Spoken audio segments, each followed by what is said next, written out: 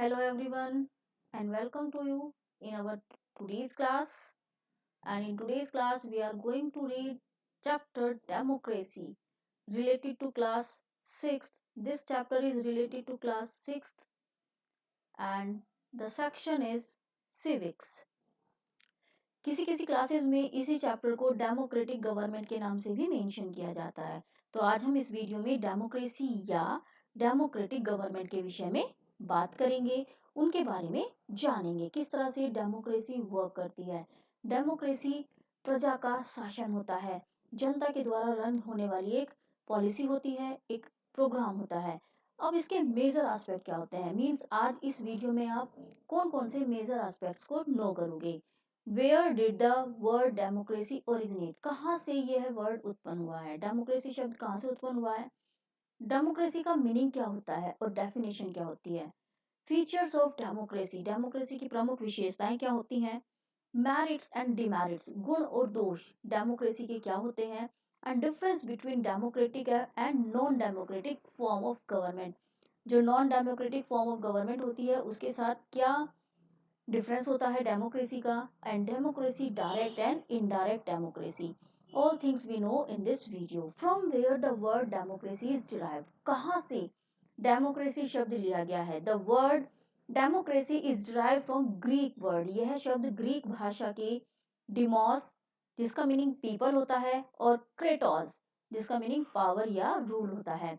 तो यह शब्द ग्रीक भाषा के वर्ड डिमोस और क्रेट से मिलकर बना है, जिसको हम कहते हैं पावर ऑफ पीपल या जनता का शासन। इसी को हम डेमोक्रेसी के रूप में जानते हैं। डेमोक्रेसी को अलग अलग वे में डिफाइन किया जाता है। मीनिंग ऑफ, एक्चुअल मीनिंग क्या होता है डेमोक्रेसी का। Meaning of democracy is a form of government, democracy सरकार की वह फॉर्म होती है in which the rulers are elected by the people, जहां पर जो शासक होते हैं उनका इलेक्शन जनता के द्वारा किया जाता है। अब जनता कैसे इलेक्शन इलेक्ट करती है उनको, इलेक्शंस के थ्रू इनको चुना जाता है। इलेक्शंस के थ्रू चुनाव होता है एक शासक का। Who are the rulers, rulers कौन होते हैं, जो जनता के द्वारा प्रतिनिधि के रूप में चुने जाते हैं। उन पार्टीज के लीडर जो मेजोरिटी प्राप्त करती है वही शासक के रूप में शासन करते हैं। And what kind of election, election किस काइंड के होते हैं। जो केंद्र में सरकार होती है उसके लिए लोकसभा के इलेक्शन हो गए, जो राज्य में सरकार वर्क करती है राज्यसभा के इलेक्शन हो गए, और जो लोकल गवर्नमेंट होती है उनके लिए नगर पालिका और पंचायत के चुनाव होते हैं। हु आर द पीपल्स, अब ये पीपल्स कौन होते हैं जो इलेक्शंस में खड़े होते हैं। इलेक्शंस में खड़े होने वाले पीपल्स भी जनता के बीच से ही होते हैं और जनता के द्वारा ही उनका चुनाव किया जाता है। What kind of form of government, government की क्या फॉर्म होती है, कौन सी टाइप की गवर्नमेंट यहाँ पर चुनी जाती है। जनता के द्वारा इलेक्शंस के थ्रू जिस सरकार का चुनाव होता है वो एक डेमोक्रेटिक गवर्नमेंट के रूप में वर्क करती है। अब्राहम लिंकन ने डेमोक्रेसी की जो डिफाइन दी है उसके अनुसार democracy is a government of the people, democracy प्रजातंत्र सरकार है जनता की, जनता के द्वारा चुनी जाती है, एंड फॉर द पीपल जनता के लिए ही वर्क करती है। तो इस तरह से डेमोक्रेसी का मीनिंग क्या होता है। Democracy is a form of government of the people, by the people and for the people. इस तरह से हम डेमोक्रेसी को डिफाइन करते हैं। What are the features of democracy, democracy की विशेषताएं क्या होती हैं। In democracy final decision making power must rest with those who elected by the people, जो डिसीजन मेकिंग पावर होती है वो किनके हाथों में आती है, उन पीपल्स के हाथों में आती है जिनको जनता के द्वारा चुना जाता है। जैसे कि हमारे प्राइम मिनिस्टर हो गए, जैसे हमारे चीफ मिनिस्टर्स हो गए, उनके हाथों में निर्णय लेने की क्षमता आती है। या वो मंत्री जो अलग अलग पदों पर जनता के द्वारा चुनने के बाद वर्क करते हैं। A democracy must be based on, जो प्रजातंत्र होता है वो बेस्ड होता है किस पर वर्क करता है, फ्री एंड फेयर इलेक्शन की पॉलिसी पर वर्क करता है। Where those currently in power have fair chance of losing, जहां पर जो व्यक्ति करंट में पावर में है उसके पास चांस हो सकता है लॉस करने का अगले टर्म में। तो यहाँ पर फ्री एंड फेयर इलेक्शंस होते हैं। In a democracy each adult citizen क्या होते हैं, जिनकी एज 18 ईयर्स की हो चुकी होती है एंड अबोव, 18 ईयर्स और उससे अबोव जितने भी पीपल होंगे वो अधिकार रखते हैं वोट करने का। मस्ट हैव वन वोट, और उनकी जो कीमत होती है वोट की, वन वोट वन वैल्यू मानी जाती है। मीन्स एक व्यक्ति एक वोट कर सकता है और उसकी कीमत भी वन ही काउंट होती है। ए democratic government rules with in limits, जो डेमोक्रेटिक गवर्नमेंट होती है वो लिमिट्स में वर्क करती है। सेट बाय कॉन्स्टिट्यूशनल लॉ, और वो लिमिटेशन किसके द्वारा निर्धारित की गई हैं? वे सब लिमिटेशन हमारे संविधान के द्वारा निर्धारित की गई हैं, और सिटीजन्स के राइट को ध्यान में रखते हुए उन्हें काम करना होता है। नागरिकों के जो अधिकार हैं जो हमारे संविधान ने निर्धारित किए हैं उन्हीं के अंतर्गत उन्हें काम करना होता है। The opposition parties are allowed to function freely, जो अपोजिशन पार्टी होती है, विरोधी पार्टियां होती हैं, उनको भी आज्ञा होती है फंक्शंस करने की, अपने कार्यों को फ्रीली करने की, before and after the election, election से पहले भी और इलेक्शन के बाद भी। The democratic governments are based on fundamental principle, प्रत्येक डेमोक्रेटिक गवर्नमेंट कार्य करती है फंडामेंटल प्रिंसिपल के आधार पर, और जिसमें पॉलिटिकल इक्वालिटी को सबसे अधिक प्राथमिकता दी जाती है। Merits of democracy, what are the merits? अच्छाइयाँ क्या होती हैं डेमोक्रेसी में? A democratic government is a better government, democratic government को बेटर गवर्नमेंट माना जाता है because it is a more accountable form of government, क्योंकि यह जवाबदेह फॉर्म होती है। यह सरकार जो होती है वो जवाबदेह होती है। जवाबदेह कैसे? उसे अपने हर कार्य के लिए जनता को जवाबदेह होना होता है। मीन्स जो जनता के लिए वह कार्य करती है वह उनके लिए जवाबदेह होती है। Democracy improves the quality of decision making, democracy में जो इम्प्रूवमेंट होता है क्वालिटी का, डिसीजन मेकिंग क्वालिटी का, वो इम्प्रूव होता है। क्यों?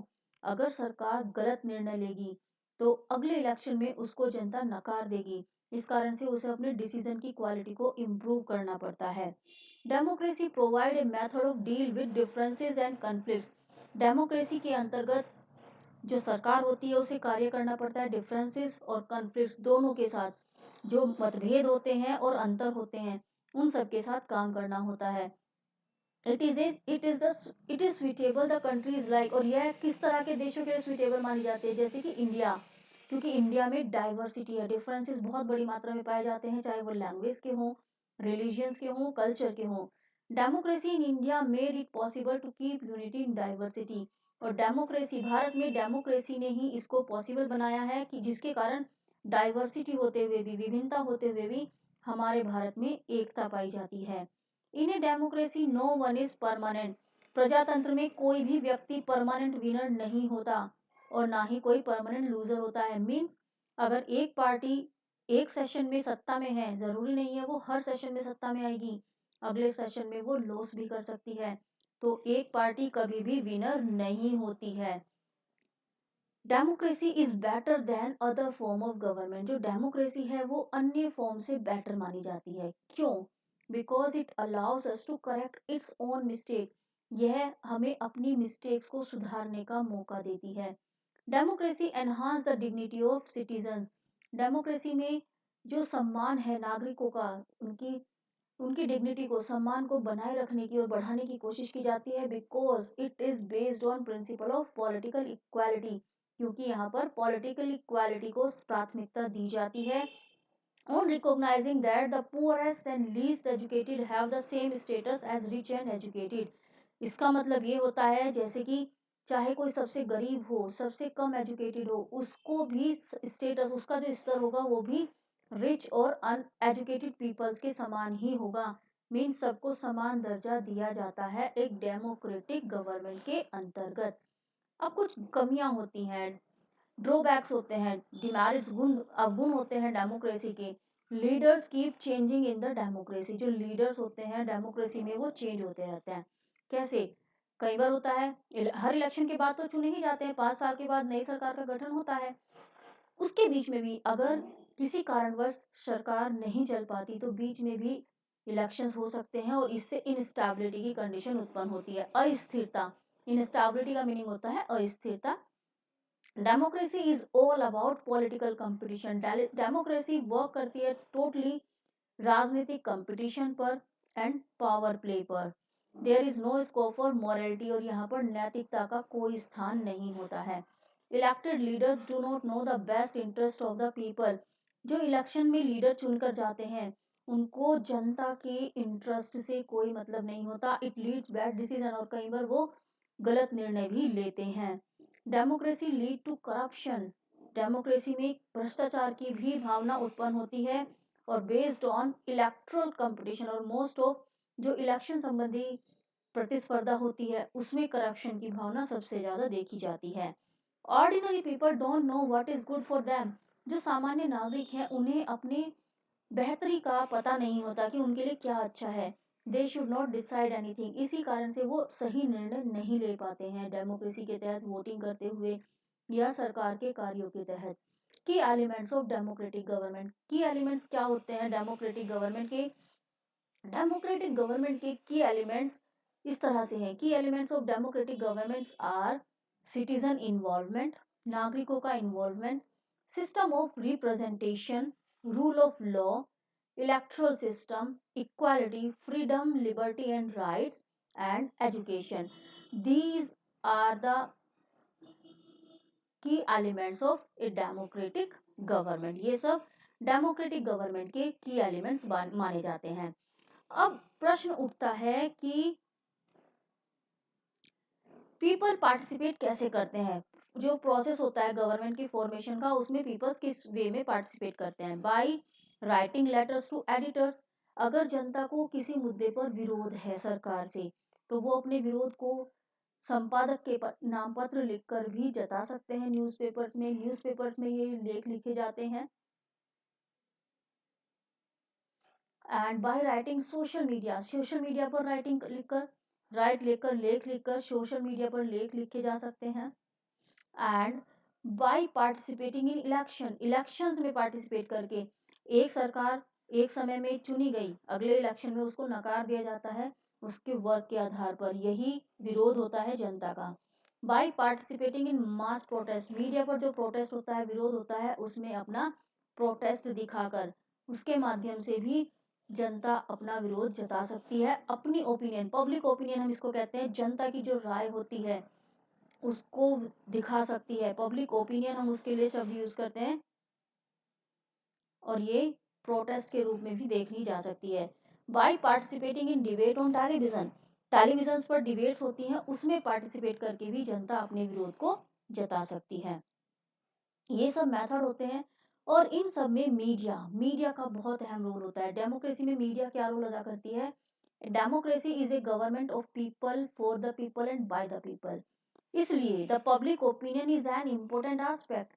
इस कारण से जो जनता की राय होती है वो प्रमुख रोल अदा करती है। The people in turn could hold the government accountable and change it, जनता के हाथ में होता है एक सरकार को बनाए रखना, और जब तक वह जवाबदेह है, और या फिर उसको बदल देना। If they knew what is was doing, अगर वह समझती है कि जो सरकार में व्यक्ति काम कर रहे हैं वो सही नहीं कर रहे हैं, तो वह अगले इलेक्शन में जनता को, सरकार को बदल सकती है।